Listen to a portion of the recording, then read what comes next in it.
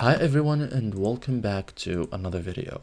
So if you want your text to stand out, improve readability or create bold design styles, Canva lets you add an outline to text in just a few clicks. Okay, so in this guide I will show you step by step how to outline text in Canva in 2026 cleanly, correctly, and like a pro. Okay, so first thing first, open Canva and log into your account. Of course, open existing design, okay, or click create and create a design for you. Okay, so outline text works in any design type, just to let you know that. Okay, so to add a new text, go to the text tab. So let's remove this so that we start from the beginning. Okay, so click add heading.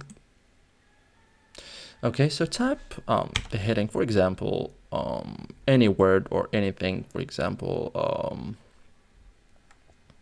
hello, for example, just an example. Okay, so the text must be selected before applying effect, so you have to select the text. Okay, so with the text selected, click effects in the tool top bar. Okay, here this opens the text effects panel. Okay, so in the effects panel click splice. Okay, so let's like this, choose an outline style effects. This is another option. Then adjust the thickness slider. Okay, set the offset to 0 if using splice. Okay, so depends. Okay, so that's it guys, thank you for watching and see you in the next tutorial.